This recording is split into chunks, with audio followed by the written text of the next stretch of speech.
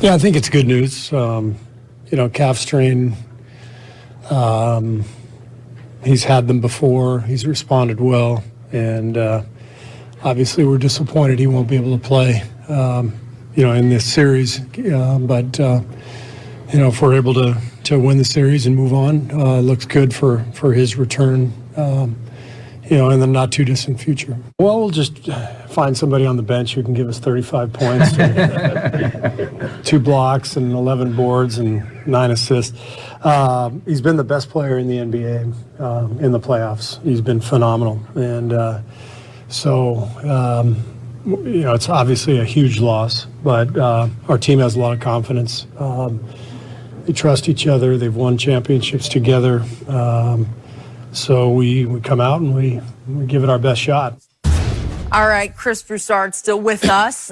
Look, it could have been a lot worse with KD, but right now he is out. So who wins the series now? I am sticking with Golden State. I'm going to say they do it in 7, but I wouldn't be surprised in the least bit if they get it done tonight. And I mentioned yesterday that KD was a luxury, right? A great luxury, not a necessity.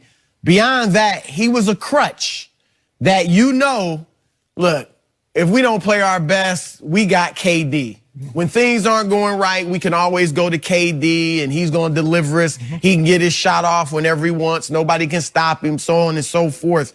And that can lead to a little bit of complacency. And so I think without that crutch there, they know they have to be on their A game. And they have to play terrifically. I said yesterday as well, they're 29-4 in 3 years with Steph and no Kevin Durant. Guess what that averages out to over 82 games? 72 wins. Sound familiar? What? 73 in the regular season without KD. So this is still a great team. Andre Iguodala has turned back the clock. He's playing his best ball of the season. Draymond Green is playing his best ball of the season. And I know the depth is an issue because Andrew Bogut especially can't really be a part of this series because Houston's going small so much. I think he'll be fine if they advance in the next round. But Houston doesn't go deep either. That's the thing. They got 6 guys playing 20 or more minutes. Shumpert's getting a few minutes. Daniel House, they're not playing Gerald Green. They're not going deep. So, and they're going to have to chase around a more mobile, if you will, Golden State offense. So I think that can wear them down a little bit. And finally, these 2 games, if it's 2, they are huge for James Harden and Chris Paul's legacy. Especially Chris, because he's older and this could be pretty much the end of his prime. Harden obviously will have times in the future where he can, change the narrative. But at this point in his career, if they don't win this series, then it is going to be a serious mark on both of their legacies for right now, and we'll see how they stand up to that pressure. I'm sticking with Golden State. I picked them in 7. I'm going to stick with them going 7, and I said this to Skip earlier. Would I be shocked if Golden State won in 6? No. Considering how James Harden comes up small in the most meaningful of ball games? No, absolutely not. We forget that this nucleus, their starting 4 now, went 73-9. This starting 4 won a championship. Andre Iguodala was the finals MVP. Steph Curry is a 2-time MVP, league MVP. The last time he won it was unanimous. I think we forget that just how good this team was. What Kevin Durant did for this team, he made them unbeatable in a 7-game series. That's what he did, because they were already a great team. You don't win 73 games and not be a great team. Not have got and now that KD's out, basically they're probably going to start Kevon Looney. Yep. Well, basically when they won the championships, they started Andrew Bogut. So maybe Looney can't give you defensively what Bogut got, but he's more offensively. He's fine. Yeah. So don't be surprised. It was like a burden was lifted once KD went out. They didn't want KD to get hurt, of course not, because they know that virtually guaranteed them a title. But it gave Steph and Clay the ability to not have to worry about whether they were ticking KD off by taking too many shots. Because now they don't have anybody to worry about. What are they going to do? Looney think he's going to get 15 shots now? Draymond going to get an extra 8 shots? Iggy? No. But watch how the ball moves tonight. Okay. Watch how these picks get set tonight.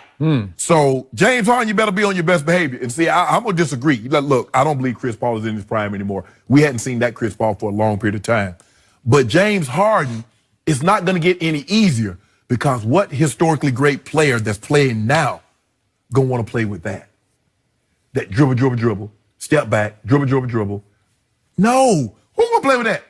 Well, their team is pretty much, I mean, we know Daryl Morey moves around and might change things, but they're not getting rid of Chris Paul. They can't. Yeah, that contract. Yeah, that's his contract is the only contract that's worse is John Wall's. Both of those, you eating those, bro. Them goofball contracts, you gonna look goofy eating them.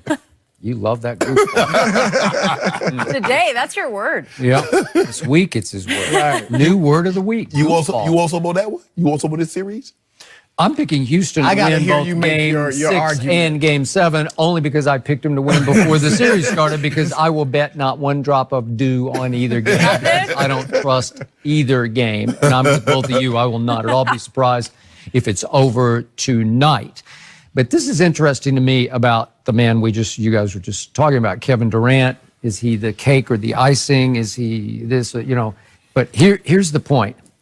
It shocked me that Steve Kerr has already ruled Kevin Durant out of a potential Game 7 with a calf strain. Because to me, today's medical is so advanced that if you have that much time, if you have Sunday. You go all the way to Sunday, so how many hours? Thursday, Friday, Saturday. Okay, so if you have 24-hour heat and ice and stim treatments, the electrostimulation treatment, and deep tissue massage, if it's strained, it's probably in some kind of spasm where you have the muscle spasm. Release it. It'll let go. It'll just magically, I know this, it'll just let go. And all of a sudden you say, wait a second, I'm okay. Steve Kerr is showing no fear, no desperation. He's basically saying, let's just shelf Kevin for the conference finals. Let's just make sure we don't have to have Kevin for Game 7. Now, again, maybe they're just saying that, and maybe he would make a magical entrance. Okay. You gonna pull a Willis Reed on us? Maybe. But it seemed to me like Steve Kerr's like, you hear that, Houston? Yeah, That's like, we don't even need Kevin Durant for you bums. That is correct, because they saw up close what happened to James Harden when there was no Kevin Durant, and it's his game. Here, this is your game to win, right? Yes. And what did he do? He disappeared in ways we've never seen him disappear. He usually just flames out by going 0 for 5 from 3. This time he just said, I'm not going to shoot. I'm just not going to shoot. I'm going to stay out of harm's way this time. And again, you're right. His legacy is teetering tonight, and if in fact they get to a Game 7, but especially the closeout Game 6 at home, because we've seen him just epic fail in closeouts. Closeout 2015 at Golden State in the conference finals. He had an NBA playoff record, 12 turnovers. In that game, he shot 2 for 11, 0 for 3 from 3. And then the classic game, the worst of all, was the 2017 against my Spurs, Game 6 at Houston. There's no number 2 and no Tony Parker, and they lost by 39 because he scored 10 points, 2 for 11 from the field, 2 for 9 from 3. It was just 6 turnovers. And to me, the most telling stat in those 2 games you mentioned was 11 field goal attempts. Yeah. That's it. Okay, that's it. 11. Okay, so he's just not going to shoot it. How about last year? They're still up 3-2 with no Chris Paul after they lost him in Game 5. So you got 2 games. You got one at home and one at Golden State to win, to advance, right? To go to the finals. And what did he do? He shot 6 for 25 combined from 3 in those 2 games. It's horrendous. He shot 2 for 13 in Game 7 at Golden State from 3. If you remember, if we go all the way back to when they went to the finals and he was in OKC, he had that tremendous Game 1. You remember from Game 2 through 5? He was there was a wanted poster up for him.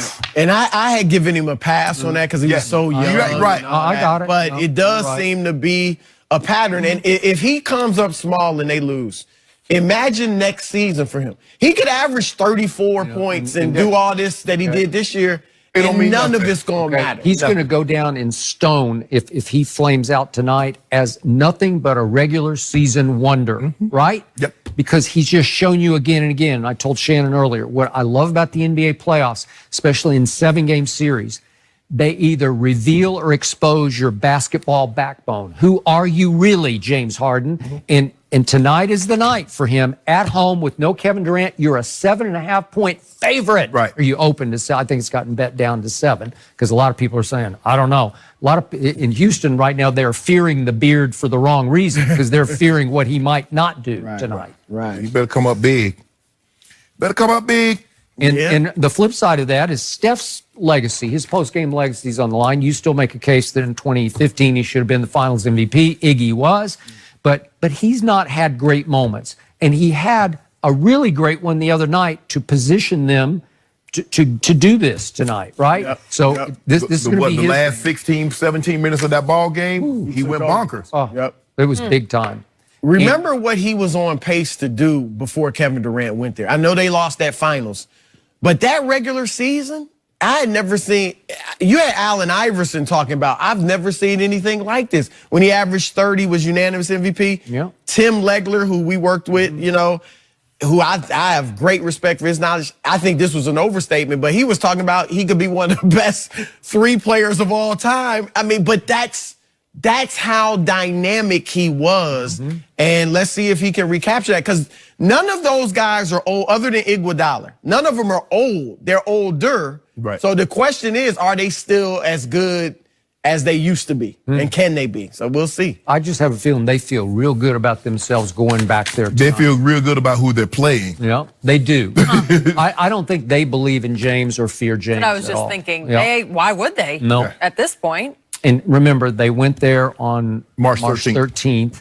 No Kevin Durant, and Stephen Clay just said, watch this. And it was a close game, but they won at 106-104. Okay? This has to be one of the biggest games in Harden's career, right? I mean, those fans are I He's think over. it had is- several, but yeah. But I has to say be. this is the biggest. This is the biggest. Yep. If they don't get it done. You're either going to atone or you're just going to reinforce your regular season wonder record. Well, he goofed last 6 and 7 last year. What about that game 6 against San Antonio in your building when Kawhi didn't play? He goofed that one off. I think the fact that he has such a historic regular season, such a great season, that, I mean, look, it just, if he's in this position next year, it'll be the biggest game too. Yeah, exactly. You know, it's just, the more he keeps doing well in the regular season, but folding in the playoffs. Okay. Well, someone else didn't have the best playoff performance. Kyrie Irving, does he need to act a little bit more like Batman? I'll explain exactly who said that.